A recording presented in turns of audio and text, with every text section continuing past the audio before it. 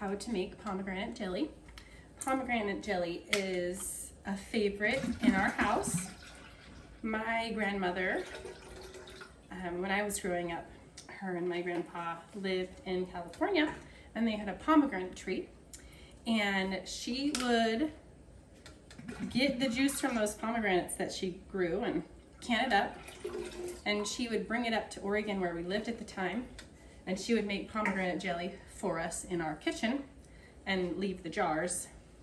And I have loved pomegranate jelly ever since. Now I don't have a pomegranate tree, but I have goals. There's 2 pomegranate trees that will grow in northwest Oklahoma, and so those are on my Christmas list if anyone wants to buy them for me. Just kidding, but seriously. Anyway, so pomegranate jelly, seriously the most delicious jelly you'll ever eat.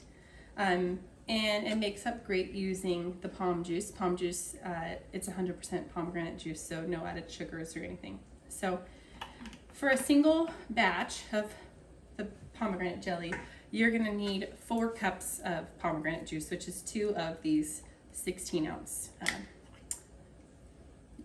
little bottles.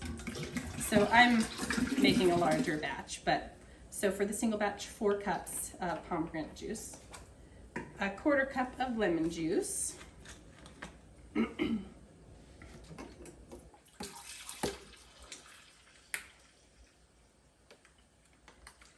I'm quadrupling this, so I'm putting a cup in there. Kind of give that a stir. And for the single recipe, you just need 1 package of pectin. I like the Sure Gel pectin. I've just had really good luck with it.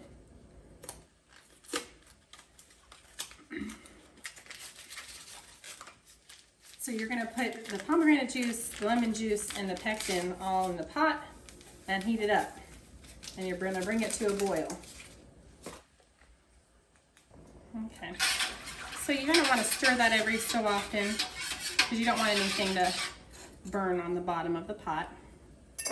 And while that's heating up, I'm gonna measure out my sugar. I love kitchen scales. If you don't have one, get one. It's gonna simplify your life so much in the kitchen when it comes to making jellies, when it comes to making breads. I measure out my flour and my sugar, a lot of times my liquid ingredients. It's so much faster. Okay, so for the single recipe where you use 4 cups of pomegranate juice, you're gonna measure out 5 cups of sugar. That's 200 grams a piece, so 200 grams per cup. And so that's 1,000 grams of sugar. I'm quadrupling my batch, so I need a ton of sugar. So I'm just gonna measure it out here.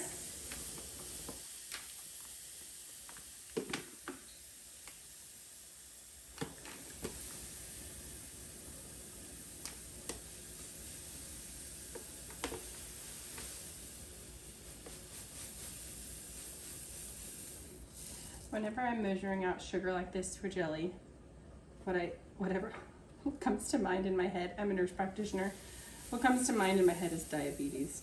And I kind of chuckled to myself. Well, there we go. That's just about how much sugar I need. So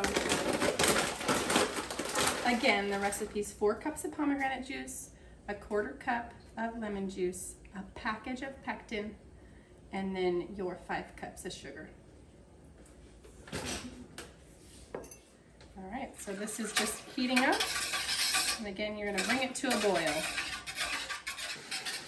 Make sure you're giving this a stir every so often. And while this is coming to a boil, make sure that you have had your jars sterilized. People use all sorts of different methods. You can sterilize them in the oven, you can sterilize them in your water bath canner. I have a sanitize cycle on my dishwasher where it washes them in super hot water. You know, that's how I grew up. My mother canned that way, and so that's how I've always done it. And they come out too hot to touch on that sanitize cycle, so that's what I've always done. It steams them. So this is getting close, and you want it to reach a rolling boil that can't be stirred down. And then you'll remove it from the heat and we'll add the sugar. Okay, so my jelly came to a rolling boil, and I've added my sugar. So what I do is I remove it from the heat, let it stop boiling for a second, dump the sugar in, stir it till that's all combined, and then move it back over to the heat. And we have to bring this back to a boil, and we'll boil it for exactly 1 minute. Okay, so my jelly reached a rolling boil. That couldn't be stirred down, and once that happens, you let it boil for 1 full minute, and then turn off your burner and just let it sit just for a minute or two, and it's gonna form kind of a film on the top. And while that's happening is when I get out my jars, and then we'll scrape this foam off the top and we'll ladle it into the jars and get it ready for the water bath. Okay, so I'm gonna scrape the foam off the top here. I just use a spoon to do this.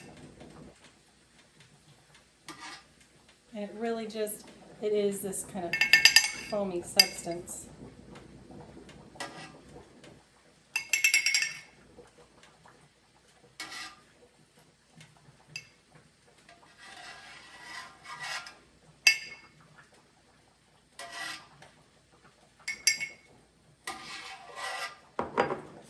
All right, so I've got all the foam scraped off. And I'm going to start ladling my hot jelly into my hot jars, leaving a 1/4 inch of headspace.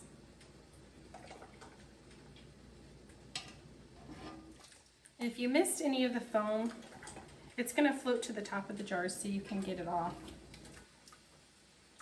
once it's in your jars. Okay. I love the color of this jelly.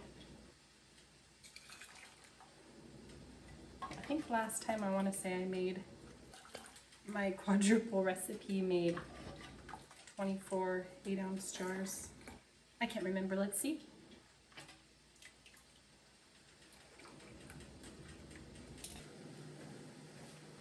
Okay, so all the jars have jelly in them. I have a little bowl with some vinegar in it, and we're gonna go ahead and clean. We got a clean microfiber rag. We're gonna go ahead and clean the tops of all these jars.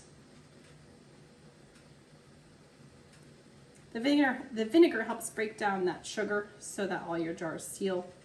You'll be able to feel jars that have a little bit of sugar on them because your rag will kind of get hung up. Okay, let's go ahead and start getting the lids on the jars. These are very hot. Don't burn yourself.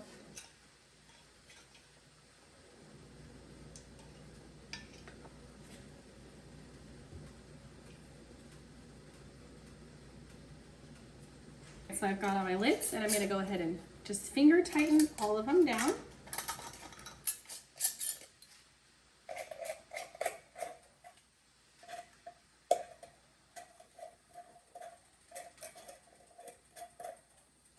Okay, let's go ahead and get those in the water bath.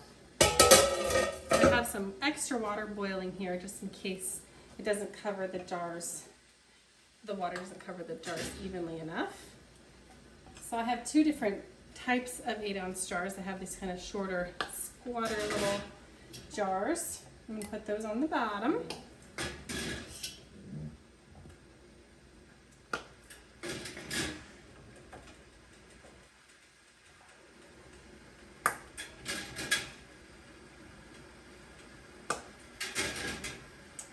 And I have a trivet from my pressure canner that I'm going to go ahead and use so that I can double up. You can double up as long as you can get your jars covered by an inch of water. Okay, grab my trivet, put that in there. Okay. The rest of our jelly jars on top here. I may have to do a second batch because I probably have a few too many, and that's all right. Okay, so my lid's on there. That's just coming back to a boil. Once it's reached a full, good rolling boil, then we'll let that water bath for 5 minutes. Turn the stove off, unload our jars, and you'll just set them on a clean towel and leave them be for 24 hours while they seal. And then you'll just make sure they're all sealed, that the lid's pulled down, that the button's kind of indented.